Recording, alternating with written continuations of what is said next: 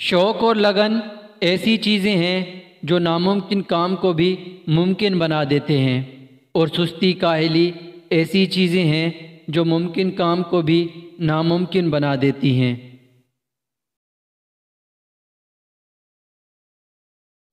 خوشی پانی ہے تو دوسروں کو خوشی دو، اور اگر غموں سے بچنا ہے تو دوسروں کے غم سنو۔ تنہائی ایک ایسی نعمت ہے جہاں اگر انسان بیٹھ کر بنا روئے، بنا کچھ کہے، بس خدا کو یاد کر لے تو اس کا شمار مومنوں میں ہو جاتا ہے۔